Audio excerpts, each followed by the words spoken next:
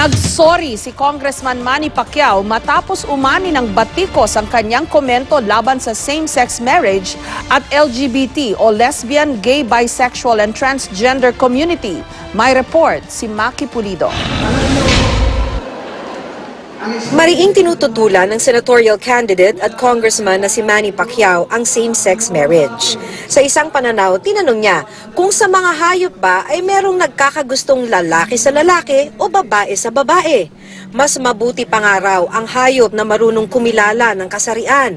Kaya mas masahol pa raw sa hayop ang tao kung ang lalaki ay makikipagrelasyon sa kapwa lalaki at ang babae sa kapwa babae. Hindi ito nagustuhan ng ilang lesbian, gay, bisexual, and transgender o LGBT group.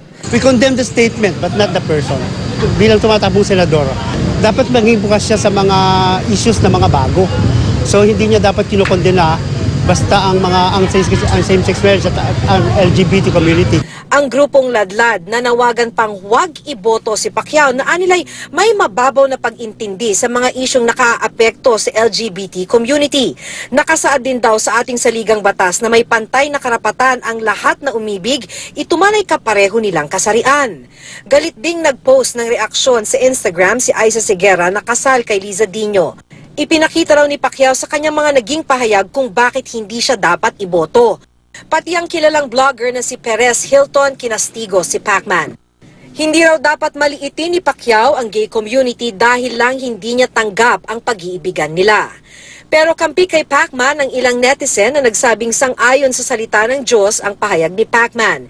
Hindi raw nila hinuhusgahan ng LGBT community pero dapat daw sundin ang utos ng Diyos. At hindi rin daw dapat magalit kay Pacquiao kung sinasabi niya ang katotohanan. Sa kanyang pinakabagong Facebook post naman, nagsorry si Pacquiao sa mga nasaktan pero pinaninindigan daw niya ang kanyang prinsipyo tungkol sa same-sex marriage. Nais ko pong humingi ng paumanhin sa lahat ng mga nasaktan dahil sa aking pagkumpara sa tao sa hayop at yun po ay kamalian ko at ako ay humihingi ng paumanhin sa lahat ng mga nasaktan. At hindi po nagbabago ang aking desisyon na against po ako sa same-sex marriage at yan po ang paniniwala ko. Ang mali ko lang po is nakumpara ko po yung tao sa hayop. So, humingi po ako ng paumanhin. I'm humbling myself before you and before God for my mistake. Maki Pulido, GMA News.